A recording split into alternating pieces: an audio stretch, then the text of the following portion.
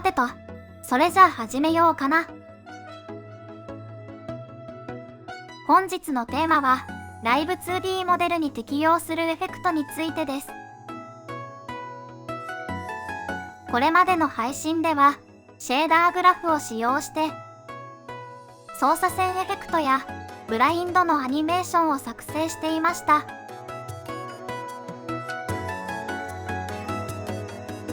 ブラインドのマテリアルをライブ 2D モデルに設定すると、左のような感じでパーツごとにエフェクトが適用されます。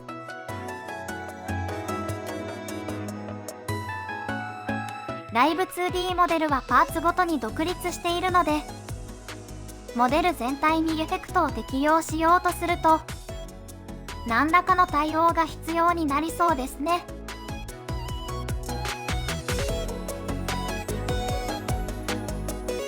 ということで、今回はレンダーテクスチャを使用して、ライブ 2D モデルにエフェクトを適用してみます。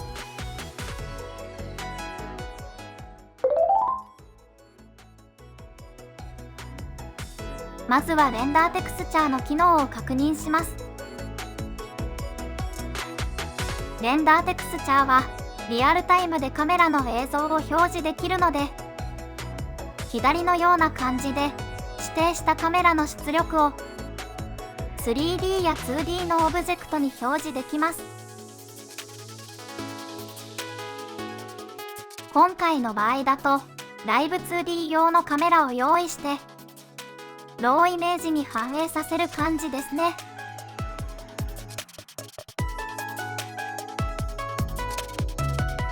ライブ 2D モデルの透明度を操作してフェードアウトさせるときに、単純にパーツの透明度を変更すると、左のような感じでパーツの重なっている部分が表示されてしまいます。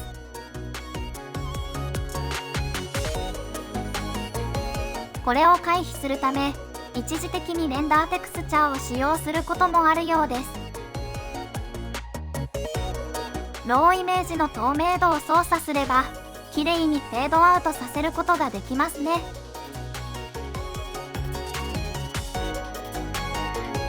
今回はローイメージにワークエフェクトのマテリアルを設定して、ライブ 2D モデルの登場演出を作成してみます。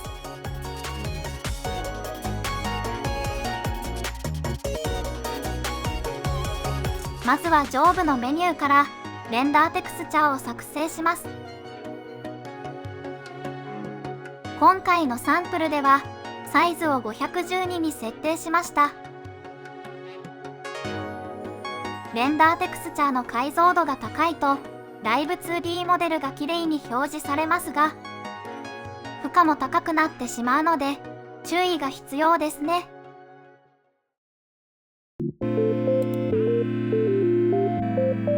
続いてはライブ 2D 用のレイヤーを作成します。上部のメニューからプロジェクトセッティングを選択して、ライブ 2D レイヤーを追加しました。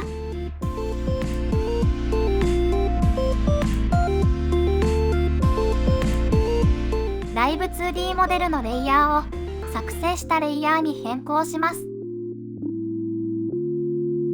これでレイヤーの設定は完了したので、続いてはライブ 2D モデルを映すカメラを作成します。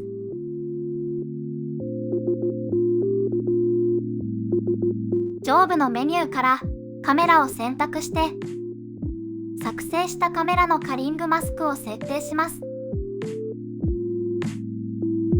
今回の場合だとライブ 2D モデルのみを表示したいので、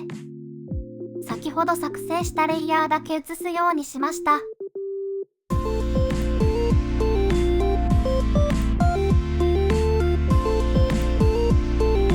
アウトプットテクスチャにレンダーテクスチャを設定することで、カメラの映像が反映されるようになります。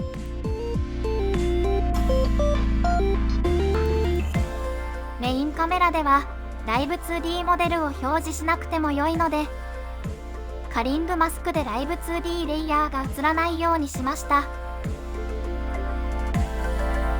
とりあえずはカメラの設定が完了したので、続いてはローイメージを作成します。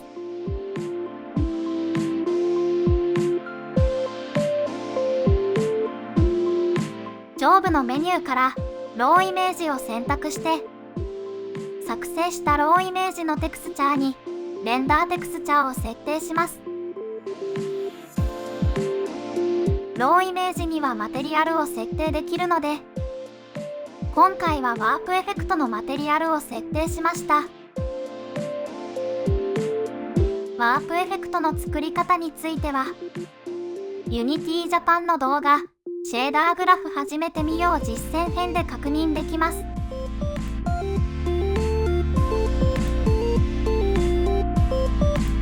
左のような感じで、シェーダーグラフのパラメータを操作することで、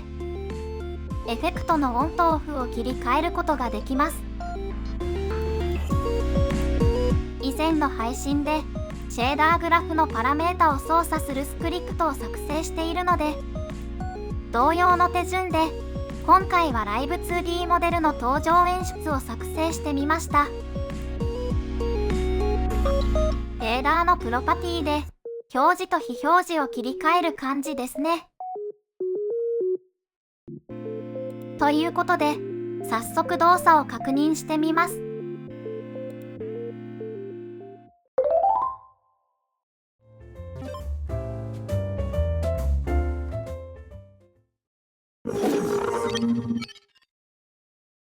ワープ演出でライブ 2D モデルを登場させることができました。レンダーテクスチャーを使用することで、パーツごとではなく、モデル全体にエフェクトが適用されましたね。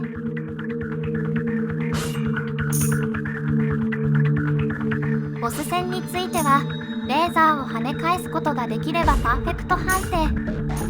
定。それ以外はミスの判定なので、曲のリズムを表示する要素は非表示にしています。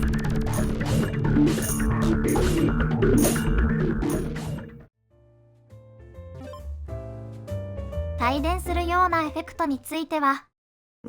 キット演出としても使えそうかなと思ったので、とりあえず設定してみました。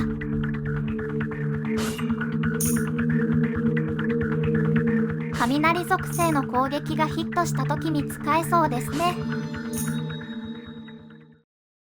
今回試した方法でライブ 2D モデルを表示するには、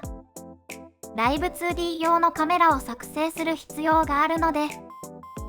負荷については多少気になるところですが、特に問題がなければ実装したいですね。